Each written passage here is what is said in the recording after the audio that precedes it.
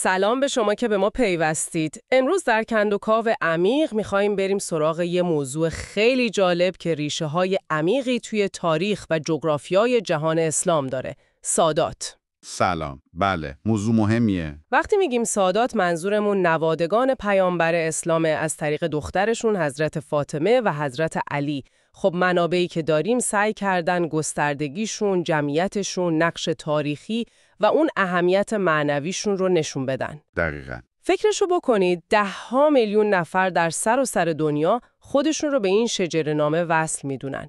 میخوایم ببینیم این منابع چی میگن، چرا این نسب انقدر مهم بوده و هست و خلاصه چه نکات کلیدی میشه ازشون در آورد. آماده اید؟ حتماً. منابع تصویری از یه پراکندگی خیلی وسیع توی بیش از 50 تا کشور اسلامی و حتی بیشتر به ما میدن و خب فقط هم بحث آمار و ارقام نیست. آها. یعنی سعی میکنن ریشه‌های تاریخی، اون ابعاد معنوی، تأثیرات اجتماعی این خاندان رو هم بررسی کنن.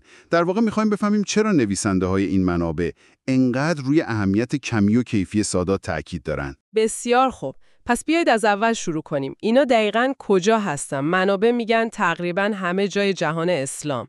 ولی خب تمرکزشون کجاست؟ بله، طبق این نوشته‌ها الان بیشترین جمعیتشون توی آسیای جنوبیه، یعنی ایران، افغانستان، پاکستان، کشمیر، هند. بعدش هم کشورهای عربی مثل عراق، سوریه، لبنان، مصر و عربستان.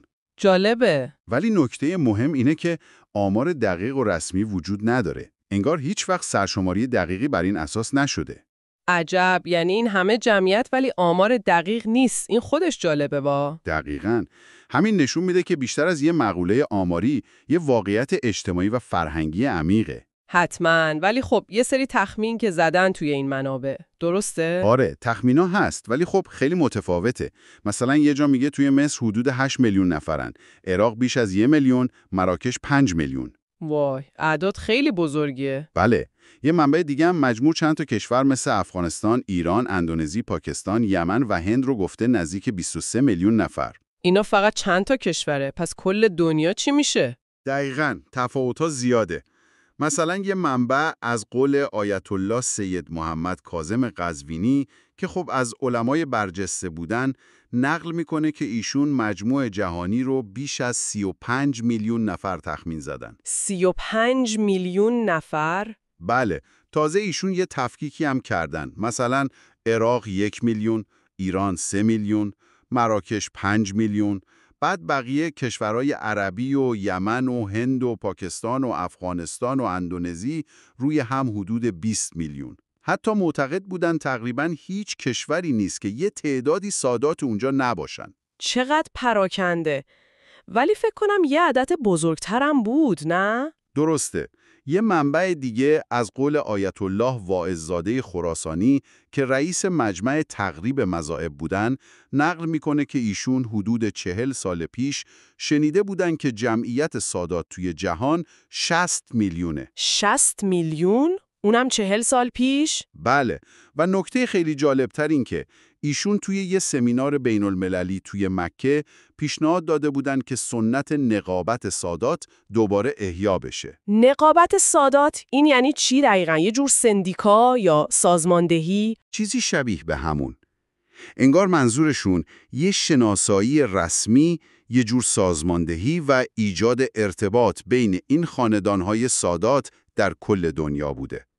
فکر می‌کردن این کار خیلی جذابه و میتونه باعث ارتباط بیشتر بشه و به قول خودشون روح و صفای دیگری به اسلام بده.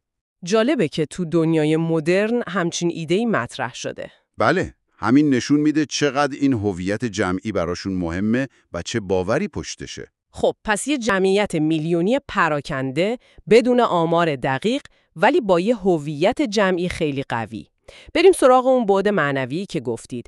منابع خیلی روی حضرت فاطمه و مفهوم کوثر توی قرآن مانور دادن. این یعنی چی؟ این یکی از مهمترین بخشای بحثه توی این منابع.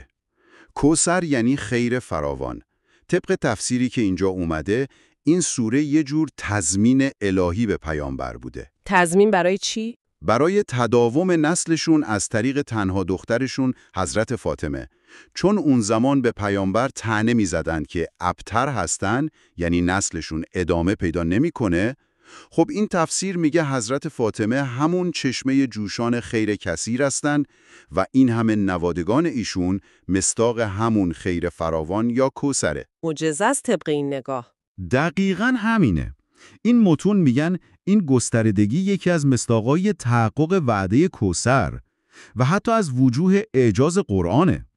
و خیلی تأکید میکنن که این فقط گستردگی کمی نیست، کیفی هم هست.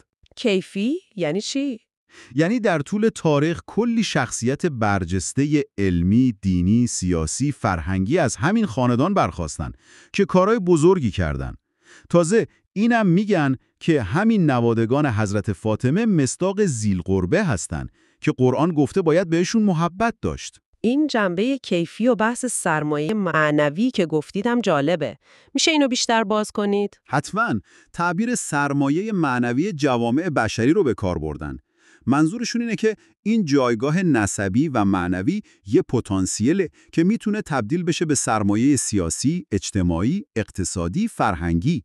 و خب تاریخ هم پر از مثالهاشه. یعنی یه جورایی منحصر به فرد این وضعیت؟ این منابعی که اینطور ادعا میکنن میگن شاید توی تاریخ اسلام یا حتی قبلش هیچ خاندانی نبوده که هم اینقدر جمعیتش زیاد باشه و هم اینقدر شخصیت برجسته داشته باشه. ادعای بزرگیه واقعا. خب اینجا یه تناقض پیش میاد که خود منابع هم بهش اشاره کردن. از یه طرف این جایگاه بلند و این پتانسیل ها، از طرف دیگه تاریخی که پر از فشار و تعقیب و حتی کشتار بوده علیه همینها. دوران بنی امیه، بنی عباس. دقیقاً. مثل کشتار نوادگان امام حسن یا سرنوشت فاطمیون مصر. چطور این دوتا کنار هم قرار میگیرن؟ این فشارها نابودشون نکرد؟ این دقیقاً همون نکته‌ایه که منابع روش انگوش میذارن و شگفت‌انگیز میدوننش. معتقدن که همین فشارها و دشمنی‌ها به علاوه انگیزی خود سادات برای تبلیغ دین و حفظ هویتشون یکی از دلایل اصلی پراکنده شدنشون توی دنیا بوده. آها، پس فشار باعث شد پخش بشن؟ میشه گفت. یعنی به جای نابودی کامل باعث مهاجرت شد، تکثیر و نفوذ توی جاهای جدید. با همه اون سختی‌ها نه تنها موندن بلکه توی مناطق مختلف نقش‌های مهمی هم گرفتن. میشه چند تا مثال از این نقش‌های تاریخی بزنید؟ انگار منطقه خراسان بزرگ و افغانستان امروزی خیلی نقش داشته. بله، دقیقاً. متون به شخصیت‌های مهمی اشاره می‌کنن که از شرق ایران بزرگ اون موقع مثل خراسان و افغانستان فعلی بلند شدن و تاریخ رو عوض کردن. مثلا ابو مسلم مروزی از مرو. خب ایشون نقش اصلی رو توی براندازی بنی امیه و آوردن بنی عباس داشت. درسته. یا طاهر ابن حسین پوشنگی، معروف به طاهر ذوالیمینین از پوشنگ هرات. ایشون امین خلیفه عباسی رو شکست داد و کمک کرد مأمون توی مرو خلیفه بشه. حتی مرکز خلافت رو برای مدتی از بغداد آورده به مرو. عجب. پس این منطقه یه جورایی مرکز تحولات بوده و سادات هم نقش داشتن. بله، طبق این نوشته ها، به خصوص بعد از اینکه حکومت‌های محلی مثل طاهریان و سامانیان مستقل شدن، این مناطق شد پناهگاه امنی برای خاندان پیامبر. خیلی مورد احترام مردم و حاکمان بودن، با لقب‌هایی مثل سیادت، نقابت، گاهی امامت شناخته می‌شدن. و فقط نقش معنوی نداشتن. نه، اصلاً. توی کارهای خیر، رسیدگی به مشکلات مردم، حتی میانجیگری توی جنگ‌ها و دعواها خیلی فعال بودن. اون داستان بیعت طاهر ذوالعینین با امام رضا هم جالبه که با دست چپ بیعت کرد. بله، چون دست راستش قبلا با مأمون بیعت کرده بود. برای همین شد ذوالیمینین. یا فضل ابن سهل سرخسی که هم وزیر بود هم فرمانده نظامی شد ذوالریاستین. اینا نشون میده چقدر تو اون دوره تو قدرت نفوذ داشتن. و این نفوذ فقط سیاسی نبود. نه، توی تعلیم دین، امر به معروف، مبارزه با ظلم هم خیلی نقش داشتن. مردم خیلی بهشون اعتماد داشتن. حتی میگن اداره جای مقدسی مثل مکه و مدینه هم یه دورایی دست سادات بوده و پولدارای شرق نظریه‌هاشون رو از طریق سادات معتمد به اونجا میفرستادن. چقدر جالب. این نفوذ توی باورهای مردم هم خیلی عمیقه. مثل اینکه یه خانواده سید رو دعوت میکردن تو روستاشون که برکت بیاد. دقیقاً.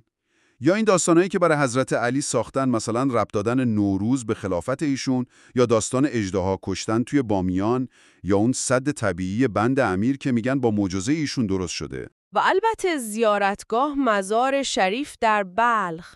بله، حالا فارغ از اینکه این داستانا چقدر واقعیت داره، نشون میده چقدر مردم به این خاندان احترام میذاشتن و باور داشتن. میراثی که این منابع به سادات نسبت میدن چیه؟ رمز ماندگاریشون چیه؟ مجموعی از ویژگی‌ها: ایثار، بی‌اعتنایی به دنیا، تعهد به ارزش‌های الهی، راهنمایی مردم و مهمتر از همه مبارزه با ظلم و استبداد. میگن این ویژگی‌ها نسل به نسل منتقل شده و باعث ماندگاریشون شده. خب اینا همه مربوط به گذشته است. طبق این منابع امروز وضعیت چطوره؟ اون احترام و نفوذ ادامه داره؟ منابع میگن بله، هنوزم ادامه داره. سادات هنوزم تو سراسر جهان اسلام و حتی بین مسلمانای کشورهای دیگه حضور دارن. خیلی جاها هنوز محبوبیت و احترام دارن و مردم برای مشکلاتشون بهشون مراجعه میکنند. و اون بحث رهبری نهضت‌ها چی؟ آره، یه منبع میگه توی دوران معاصر هم رهبری خیلی از نهضت‌های ملی و بین‌المللی با سادات بوده و هست. جزئیات بیشتری هم گفته، مثلا کدوم نهضت‌ها؟ نه، متاسفانه توی این بخشایی که ما داریم اسمی نبرده.